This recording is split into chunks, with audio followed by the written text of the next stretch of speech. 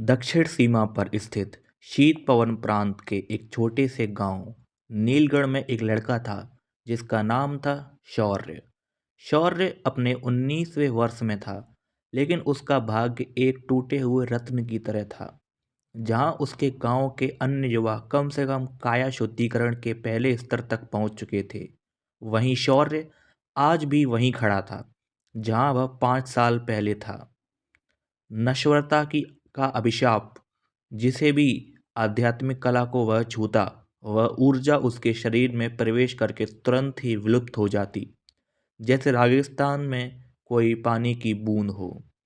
एक बर्फीली रात, जब पूरे नीलगढ़ में आध्यात्मिक फसल उत्सव मनाया जा रहा था, तो शौर्य अपनी झोपड़ी के पीछे एक टूटी हुई चट्टान पर अकेला बैठा था। दूर ढोल और जश्न की आवाजें आ रही थीं, जो उसके दिल में खालीपन और गहरा महसूस करा रही थीं। यह क्या फायदा है, उसने फुसफुसाया, अपनी उंगलियों में आध्यात्मिक ऊर्जा के एक क्षीण किरण को महसूस करने की कोशिश करते हुए। उसने कुछ महसूस नहीं किया, केवल ठंडी हवा। अचानक उसकी नजर चट्टान के नीचे की मिट्टी पर पड़ी। एक तीव्र लेकिन लगभग अदृश्य सुनहरी चमक वहां से निकल रही थी। उसने उसके पास जाकर उसे देखना चाहा। कौतूहल से भरकर उसने मिट्टी हटाई। वहां एक छोटी सी जंग लगी हुई लोहे की अंगूठी थी।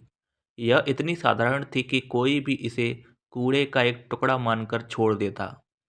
जैसे ही शौर ने अंगूठी को उठाया, उसने एक बर्फीले झटके का अनुभव किया। एक क्षण के लिए तो उसे लगा जैसे उसने करोड़ों सितारों को अपने दिमाग में फूटते हुए देखा है। उसका सिर घूमने लगा और एक प्राचीन, गंभीर और सार्वभौमिक आवाज उसके मन के अंदर गूंजी। क्या तू नश्वर है?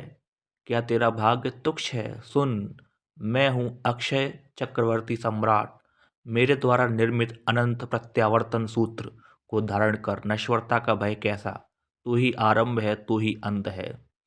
इससे पहले कि शौर कुछ समझ पाता, अंगूठी तेजी से ही पिघल गई और उसके दाहिने हाथ की त्वचा में एक सूर्य के चिन्ह का आकार ले लिया और वह गायब हो गई।